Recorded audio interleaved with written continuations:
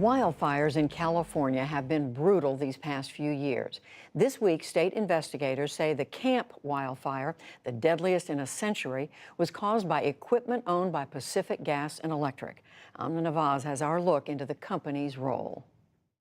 The Camp Fire killed 85 people and burned down most of the town of Paradise to the ground before it was eventually brought under control.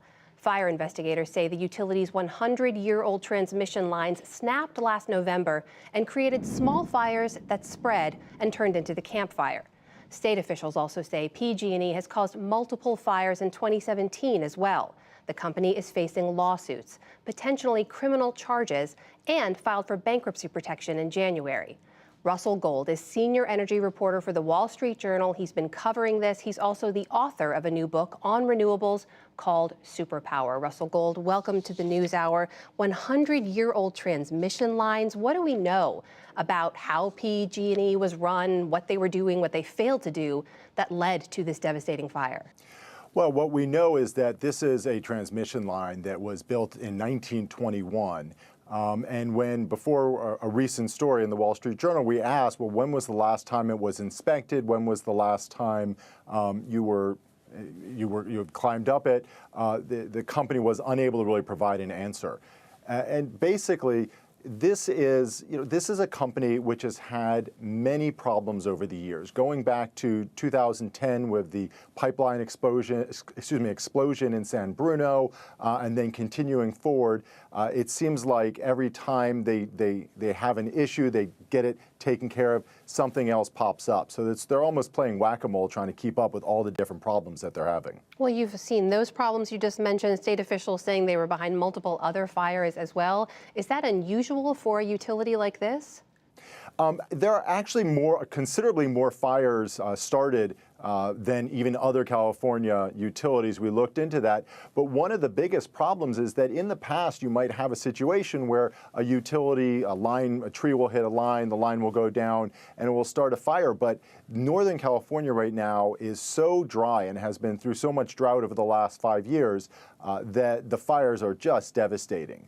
And really, PG&E is playing catch up. I would venture to say that neither the company nor the regulators really were prepared for the ferocities of the fires that we're seeing right now, and are struggling to try to figure out what to do. So they have a new head, right? Bill Johnson stepped into the role relatively recently, has already testified before lawmakers about this. What is he saying? What is the company response to these findings? Well, so he said PG&E has accepted responsibility. They expected to be found responsible for this Camp Fire.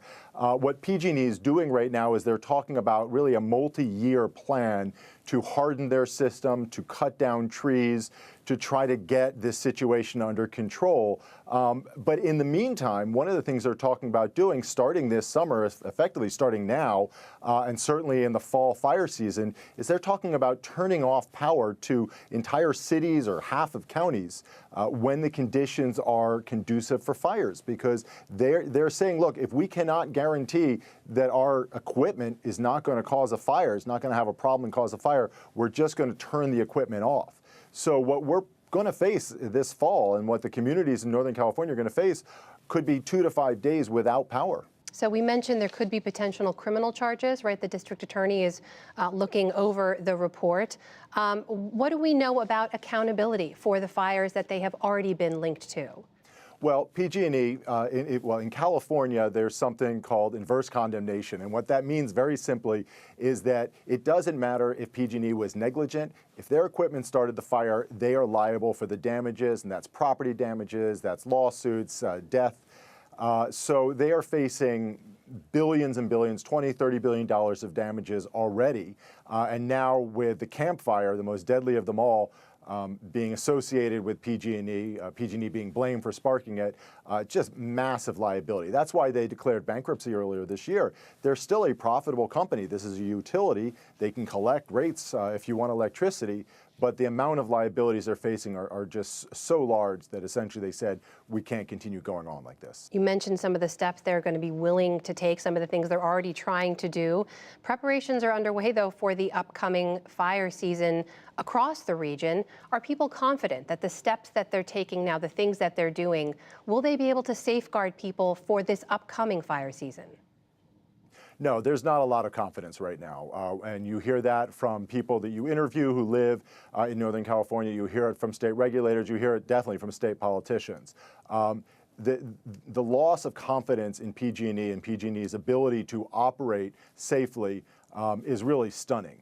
So essentially, when you talk to people in places like Napa County, Sonoma County, which went through deadly wildfires around Santa Rosa in 2017, you say, does it make sense to you to turn off the power on windy days when the conditions are ripe for fires? They basically say, yeah, we don't have confidence that PG&E will be able, that their equipment will not spark more fires. So it makes sense to de-energize those lines, even though it will come at a great inconvenience to the public.